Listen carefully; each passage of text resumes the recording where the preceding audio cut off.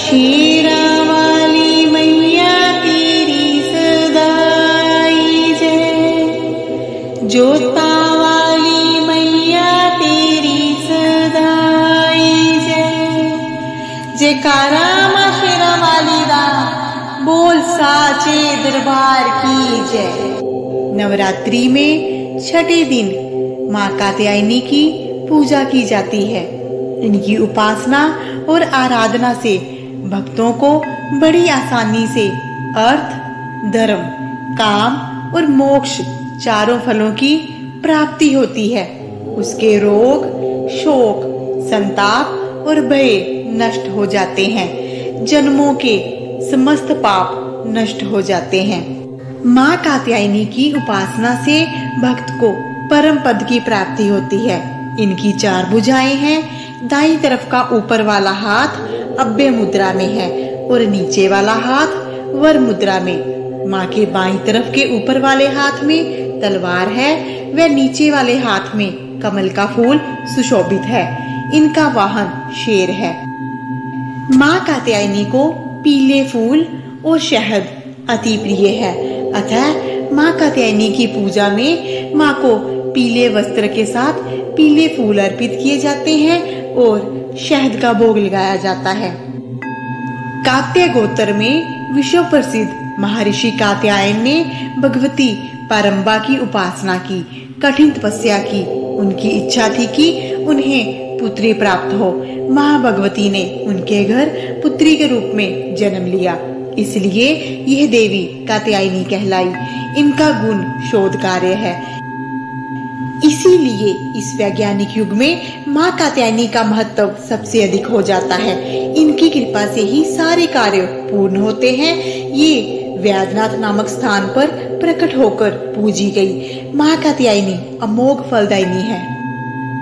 जब पृथ्वी पर असुरों का उत्पात बढ़ गया, तब ऋषि मुनियों समस्त प्राणियों को दुष्ट असुरों के अत्याचारों से मुक्ति दिलाने के लिए माँ आदिशक्ति कात्यायनी स्वरूप में प्रकट हुई। कत नामक एक प्रसिद्ध महर्षि थे।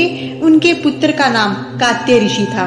इन्हीं कात्य ऋषि के गोत्र में अति प्रसिद्ध महर्षि कात्यायन का जन्म हुआ। महर्षि कात्यायन माँ पैरंबा के परम भक्त थे। महर्षि कात्यायन की प्रबल इच्छा थी कि माँ भगवती उनके घर पुत्री के रूप में जन्म ले। माँ पैरंबा की उपासना करते हुए उन्होंने बहुत वर्षों तक कठोर तपस्या की। माँ भगवती ने उनकी तपस्या से प्रसन्न होकर महर्षि कात्यायन के घर जन्म लेना स्वीकार कर लिया। अश्विन कृष्ण चतुर्दशी को ये महर्षि कात्यायन की पुत्री के रूप में माता जी का जन्म हुआ। जन्म के उपरांत कात्यायन ऋषि ने माता आदिशक्ति की विधिवत पूजा का आयोजन किया। सप्तमी, अष्टमी और नौमी तक 3 दिन इन्होंने कात्यायन ऋषि की पूजा ग्रहण करके दशमी को महिषासुर का वध कर दिया था। महिषासुर का वध करने के बाद समस्त देव मानव लोकों में माँ दुर्गा की जय जयकार होने लगी। कात्यायन ऋषि की पुत्री होने के कारण ये माता जी कात्यायनी के नाम से विख्यात हुई। दूसरी कथा के अनुसार जब दानव महिषासुर का अत्याचार पृथ्वी पर बढ़ गया, तब भगवान ब्रह्मा, विष्णु, महेश तीनों ने अपने अपने तेज का अंश देकर महिषासुर के विनाश के लिए एक देवी को उत्पन्न किया। महर्षि कात्यायन ने सर्वप्रथम माँ कात्यायनी की पूजा की। इसी कारण से ये कात्यायनी कहलाई। माँ कात्यायनी अपने भक्त को निश्चित फल प्रदान करती है। भगवान कृष्ण को पति रूप में पाने के लिए व्रज की गोपियों ने इन्हीं की पूजा की। गोपियों ने कालिंदी यमुना के तट पर इनकी पूजा की थी। ये व्रज मंडली की अधिष्ठात्री देवी कहलाती हैं। भगवान श्री कृष्ण ने भी माता कात्यायनी की पूजा की थी। इनका स्वरूप अत्यंत भव्य और दिव्य है। ये स्वर्ण के समान चमकती हैं और भास्वर हैं। माँ कात्यायनी की सच्चे हृदय से पूजा करने वाला भक्त इस लोक में स्थित रहकर भी अलौकिक तेज और प्रभाव से युक्त हो जाता है। हमें अति दयालु माँ के शरणागत होकर उनकी पूजा उपासना के लिए तत्पर रहना चाहिए। माँ आशीर्वाद देने को तत्पर रहती है। माँ कात्यायनी का प्रभाव कुंडलिनी चक्कर के आज्ञा चक्कर पर है। नवग्रहों में माता कात्यायनी शुक्र को नियंत्रण में रखती है। अतः देवी कात्यायनी की पूजा से वैवाहिक जीवन में सुख और समृद्धि प्राप्त होती है। जिनके विवाह में बाधा आ रही हो, उनके विवाह की बाधा देवी कात्यायनी दूर कर देती है। माँ कात्यायनी सब प्रकार के सुखों को देने वाली, दुष्टों को नाश करने वाली और सब प्रकार के कार्यों को सिद्ध करने वाली देवी है। माँ कात्यायनी की कथा संपूर्ण हुई। माँ के आशीर्वाद से आप सभी भक्तों को अपार सुख मिले, आपकी चिंताओं का नाश हो, आपके सभी कार्यों को सिद्धि प्राप्त हो। जय माँ कात्यायनी। प्रेम पूर्वक माँ की आरती करेंगे। जय जय अम्बे जय कात्यायनी, जय जगमाता जय महारानी। वैद्यनाथ स्थान तुम्हारा, वहाँ वरदाती नाम तुम्हारा। कई नाम है कई दाम है, ये स्थान भी सुख धाम है। हर मंदिर में जोत तुम्हारी, कहीं योगेश्वरी महिमा न्यारी। हर जगह उत्सव होते रहते, हर मंदिर में भक्त है कहते। कात्यायनी रक्षक काया की, ग्रंथि काटे मोह माया की। झूठे मुंह से छुड़ाने वाली, अपना नाम जपाने वाली। बृहस्पतिवार को पूजा करियो, ध्यान कात्यायनी का धरियो। हर संकट को दूर करेगी, भंडारे माँ भरपूर भरेगी। जो भी माँ को भक्त पुकारे, कात्यायनी माँ सब कष्ट निवारे। जो भी माँ को भक्त पुकारे, कात्यायनी माँ सब कष्ट निवारे। जय माँ कात्यायनी। माँ की आरती संपूर्ण हुई। अब मंत्र जाप के साथ पूजा को संपन्न करेंगे। जय माँ कात्यायनी। हम जो माँ का मंत्र जाप करने वाले हैं, उस मंत्र का अर्थ है, जो देवी सब प्राणियों में माँ कात्यायनी के रूप में स्थित है, उस माँ के चरणों में नमस्कार है, नमस्कार है, बारंबार नमस्कार है। या देवी सर्वभूतेषु माँ कात्यायनी रूपेण संस्थिता, नमस्तस्यै नमस्तस्यै नमस्तस्यै नमो नमः। या देवी सर्वभूतेषु माँ कात्यायनी रूपेण संस्थिता, नमस्तस्यै नमस्तस्यै नमस्तस्यै नमो नमः। या देवी सर्वभूतेषु माँ कात्यायनी रूपेण संस्थिता, नमस्तस्यै नमस्तस्यै नमस्तस्यै नमो नमः। या देवी सर्वभूतेषु माँ कात्यायनी रूपेण संस्थिता, नमस्तस्यै नमस्तस्यै नमस्तस्यै नमो नमः। या देवी सर्वभूतेषु माँ कात्यायनी रूपेण संस्थिता, नमस्तस्यै नमस्तस्यै नमस्तस्यै नमो नमः।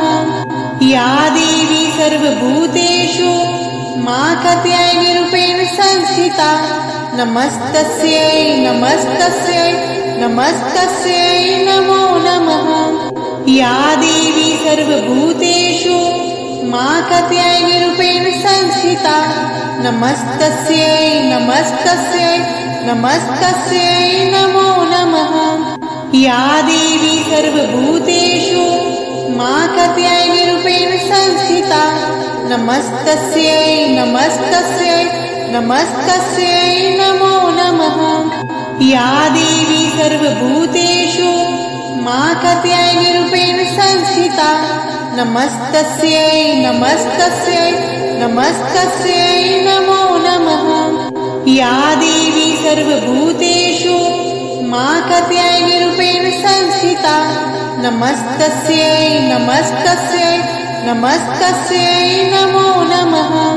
या देवी सर्वभूतेषु माँ कात्यायनी रूपेण संस्थिता, नमस्तस्यै नमस्तस्यै नमस्तस्यै नमो नमः। या देवी सर्वभूतेषु माँ कात्यायनी रूपेण संस्थिता, नमस्तस्यै नमस्तस्यै नमस्तस्यै नमो नमः। या देवी सर्वभूतेषु माकत्यायनिरूपेण संस्थिता नमस्तस्यै नमस्तस्यै नमस्तस्यै नमो नमः। या देवी सर्वभूतेषु माकत्यायनिरूपेण संस्थिता नमस्तस्यै नमस्तस्यै नमस्तस्यै नमो नमः। या देवी सर्वभूतेषु माकत्यायनिरूपेण संस्थिता नमस्तस्यै नमस्तस्यै नमस्तस्यै नमो नमः। या देवी सर्वभूतेषु माकत्यायनिरूपेण संस्थिता नमस्तस्यै नमस्तस्यै नमस्तस्यै नमो नमः। या देवी सर्वभूतेषु माकत्यायनिरूपेण संस्थिता नमस्तस्यै नमस्तस्यै नमस्तस्यै नमो नमः।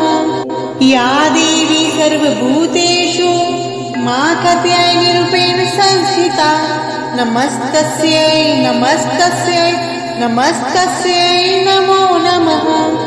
या देवी सर्वभूतेषु माकत्यायनिरूपेण संस्थिता नमस्तस्यै नमस्तस्यै नमस्तस्यै नमो नमः।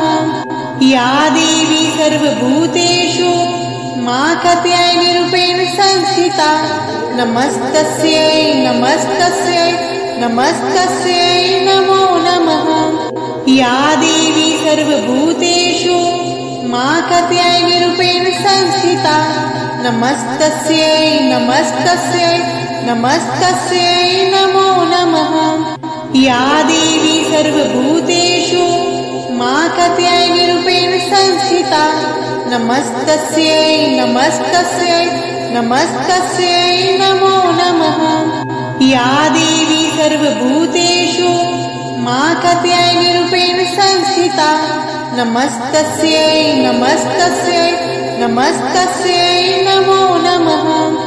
या देवी सर्वभूतेषु माकत्यायनिरूपेण संस्थिता नमस्तस्यै नमस्तस्यै नमस्तस्यै नमो नमः।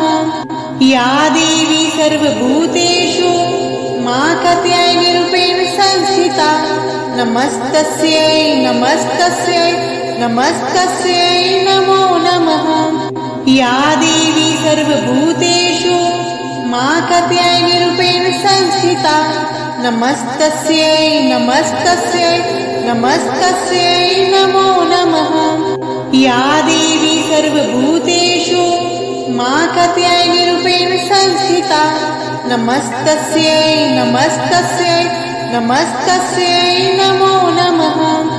या देवी सर्वभूतेषु माकत्यायनिरूपेण संस्थिता नमस्तस्यै नमस्तस्यै नमस्तस्यै नमो नमः। या देवी सर्वभूतेषु माकत्यायनिरूपेण संस्थिता नमस्तस्यै नमस्तस्यै नमस्तस्यै नमो नमः। या देवी सर्वभूतेषु माकत्यायनिरूपेण संस्थिता नमस्तस्यै नमस्तस्यै नमस्तस्यै नमो नमः। या देवी सर्वभूतेषु माकत्यायनिरूपेण संस्थिता नमस्तस्यै नमस्तस्यै नमस्तस्यै नमो नमः। या देवी सर्वभूतेषु माकत्यायनिरूपेण संस्थिता नमस्तस्यै नमस्तस्यै नमस्तस्यै नमो नमः। या देवी सर्वभूतेषु माकत्यायनिरूपेण संस्थिता नमस्तस्यै नमस्तस्यै नमस्तस्यै नमो नमः। या देवी सर्वभूतेषु माकत्यायनिरूपेण संस्थिता नमस्तस्यै नमस्तस्यै नमस्तस्यै नमो नमः। या देवी सर्वभूतेषु माकत्यायनिरूपेण संस्थिता नमस्तस्यै नमस्तस्यै नमस्तस्यै नमो नमः। या देवी सर्वभूतेषु माकात्यायनिरूपेण संस्थिता नमस्तस्यै नमस्तस्यै नमस्तस्यै नमो नमः। या देवी सर्वभूतेषु माकात्यायनिरूपेण संस्थिता नमस्तस्यै नमस्तस्यै नमस्तस्यै नमो नमः। या देवी सर्वभूतेषु माकात्यायनिरूपेण संस्थिता नमस्तस्यै नमस्तस्यै नमस्तस्यै नमो नमः। या देवी सर्वभूतेषु माकात्यायनिरूपेण संस्थिता नमस्तस्यै नमस्तस्यै नमस्तस्यै नमो नमः। या देवी सर्वभूतेषु माकात्यायनिरूपेण संस्थिता नमस्तस्यै नमस्तस्यै नमस्तस्यै नमो नमः। या देवी सर्वभूतेषु माकात्यायनिरूपेण संस्थिता नमस्तस्यै नमस्तस्यै नमस्तस्यै नमो नमः। या देवी सर्वभूतेषु माकात्यायनिरूपेण संस्थिता नमस्तस्यै नमस्तस्यै नमस्तस्यै नमो नमः। या देवी सर्वभूतेषु माकात्यायनिरूपेण संस्थिता नमस्तस्यै नमस्तस्यै नमस्तस्यै नमो नमः। या देवी सर्वभूतेषु माकात्यायनिरूपेण संस्थिता नमस्तस्यै नमस्तस्यै नमस्तस्यै नमो नमः। या देवी सर्वभूतेषु माकात्यायनिरूपेण संस्थिता नमस्तस्यै नमस्तस्यै नमस्तस्यै नमो नमः। या देवी सर्वभूतेषु माकात्यायनिरूपेण संस्थिता नमस्तस्यै नमस्तस्यै नमस्तस्यै नमो नमः। या देवी सर्वभूतेषु माकात्यायनिरूपेण संस्थिता नमस्तस्यै नमस्तस्यै नमस्तस्यै नमो नमः।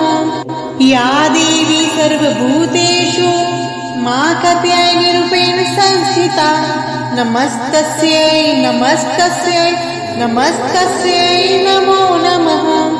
या देवी सर्वभूतेषु माकात्यायनिरूपेण संस्थिता नमस्तस्यै नमस्तस्यै नमस्तस्यै नमो नमः। या देवी सर्वभूतेषु माकात्यायनिरूपेण संस्थिता नमस्तस्यै नमस्तस्यै नमस्तस्यै नमो नमः। या देवी सर्वभूतेषु माकात्यायनिरूपेण संस्थिता नमस्तस्यै नमस्तस्यै नमस्तस्यै नमो नमः। या देवी सर्वभूतेषु माकात्यायनिरूपेण संस्थिता नमस्तस्यै नमस्तस्यै नमस्तस्यै नमो नमः। या देवी सर्वभूतेषु माकात्यायनिरूपेण संस्थिता नमस्तस्यै नमस्तस्यै नमस्तस्यै नमो नमः। या देवी सर्वभूतेषु माकात्यायनिरूपेण संस्थिता नमस्तस्यै नमस्तस्यै नमस्तस्यै नमो नमः। या देवी सर्वभूतेषु माकात्यायनिरूपेण संस्थिता नमस्तस्यै नमस्तस्यै नमस्तस्यै नमो नमः। या देवी सर्वभूतेषु माकात्यायनिरूपेण संस्थिता नमस्तस्यै नमस्तस्यै नमस्तस्यै नमो नमः। या देवी सर्वभूतेषु माकात्यायनिरूपेण संस्थिता नमस्तस्यै नमस्तस्यै नमस्तस्यै नमो नमः। या देवी सर्वभूतेषु माकात्यायनिरूपेण संस्थिता नमस्तस्यै नमस्तस्यै नमस्तस्यै नमो नमः। या देवी सर्वभूतेषु माकात्यायनिरूपेण संस्थिता नमस्तस्यै नमस्तस्यै नमस्तस्यै नमो नमः। या देवी सर्वभूतेषु माकत्यायनिरूपेण संस्थिता नमस्तस्यै नमस्तस्यै नमस्तस्यै नमो नमः। या देवी सर्वभूतेषु माकत्यायनिरूपेण संस्थिता नमस्तस्यै नमस्तस्यै नमस्तस्यै नमो नमः। या देवी सर्वभूतेषु माकत्यायनिरूपेण संस्थिता नमस्तस्यै नमस्तस्यै नमस्तस्यै नमो नमः। या देवी सर्वभूतेषु माकत्यायनिरूपेण संस्थिता नमस्तस्यै नमस्तस्यै नमस्तस्यै नमो नमः। या देवी सर्वभूतेषु माकत्यायनिरूपेण संस्थिता नमस्तस्यै नमस्तस्यै नमस्तस्यै नमो नमः। या देवी सर्वभूतेषु माकत्यायनिरूपेण संस्थिता नमस्तस्यै नमस्तस्यै नमस्तस्यै नमो नमः। या देवी सर्वभूतेषु माकत्यायनिरूपेण संस्थिता नमस्तस्यै नमस्तस्यै नमस्तस्यै नमो नमः।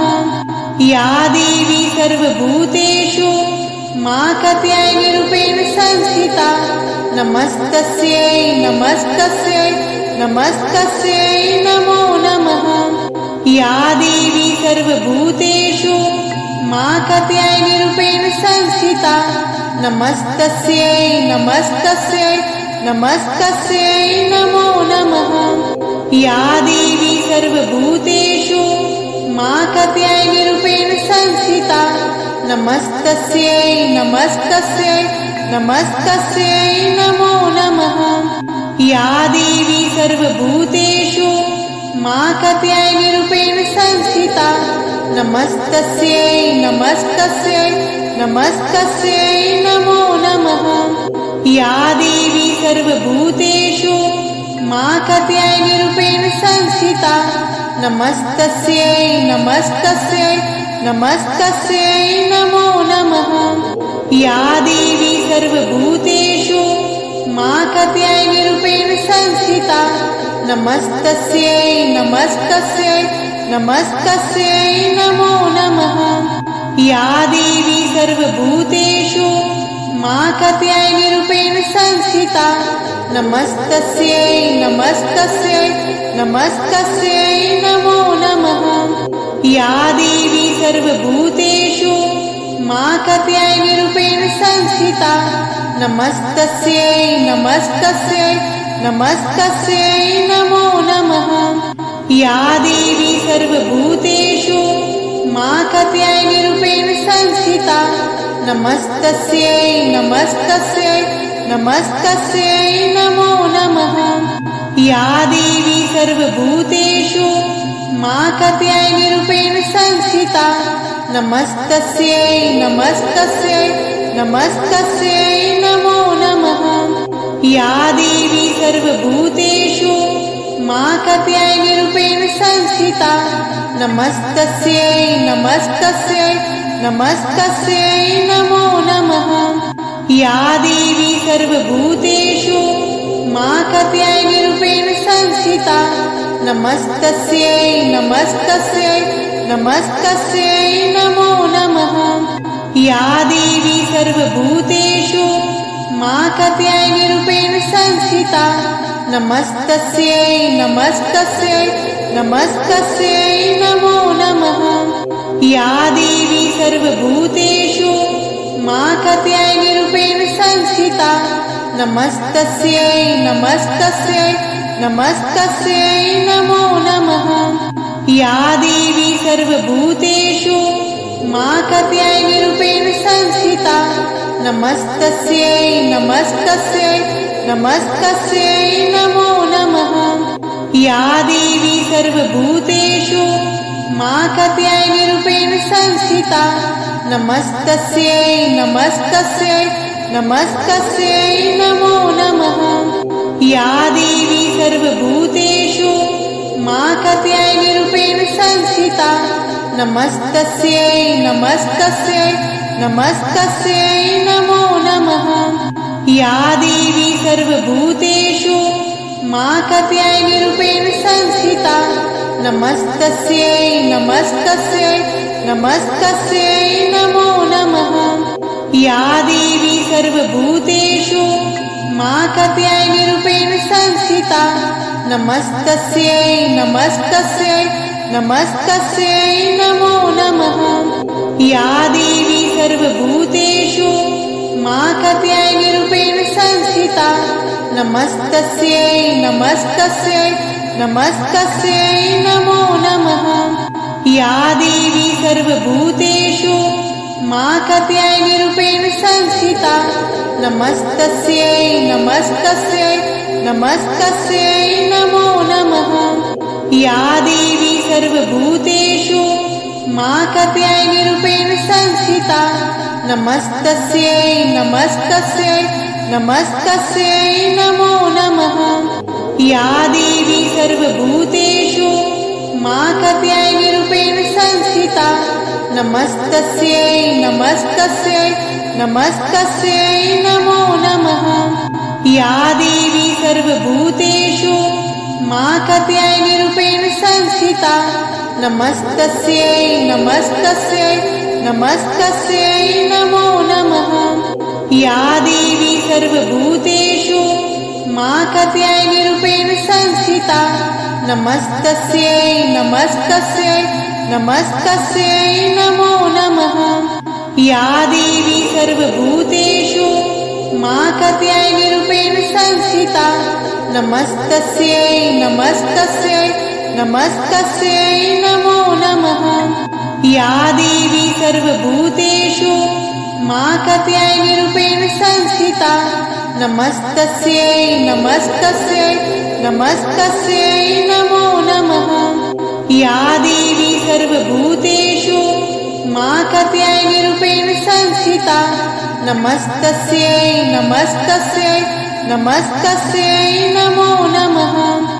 या देवी सर्वभूतेषु मां कात्यायनीरूपेण संस्थिता नमस्तस्यै नमस्तस्यै नमस्तस्यै नमो नमः। या देवी सर्वभूतेषु मां कात्यायनीरूपेण संस्थिता नमस्तस्यै नमस्तस्यै नमस्तस्यै नमो नमः। या देवी सर्वभूतेषु मां कात्यायनीरूपेण संस्थिता नमस्तस्यै नमस्तस्यै नमस्तस्यै नमो नमः। या देवी सर्वभूतेषु मां कात्यायनीरूपेण संस्थिता नमस्तस्यै नमस्तस्यै नमस्तस्यै नमो नमः। या देवी सर्वभूतेषु मां कात्यायनीरूपेण संस्थिता नमस्तस्यै नमस्तस्यै नमस्तस्यै नमो नमः। या देवी सर्वभूतेषु मां कात्यायनीरूपेण संस्थिता नमस्तस्यै नमस्तस्यै नमस्तस्यै नमो नमः। या देवी सर्वभूतेषु मां कात्यायनीरूपेण संस्थिता नमस्तस्यै नमस्तस्यै नमस्तस्यै नमो नमः। या देवी सर्वभूतेषु मां कात्यायनीरूपेण संस्थिता नमस्तस्यै नमस्तस्यै नमस्तस्यै नमो नमः। या देवी सर्वभूतेषु मां कात्यायनीरूपेण संस्थिता नमस्तस्यै नमस्तस्यै नमस्तस्यै नमो नमः। या देवी सर्वभूतेषु मां कात्यायनीरूपेण संस्थिता नमस्तस्यै नमस्तस्यै नमस्तस्यै नमो नमः। या देवी सर्वभूतेषु मां कात्यायनीरूपेण संस्थिता नमस्तस्यै नमस्तस्यै नमस्तस्यै नमो नमः। या देवी सर्वभूतेषु मां कात्यायनीरूपेण संस्थिता नमस्तस्यै नमस्तस्यै नमस्तस्यै नमो नमः।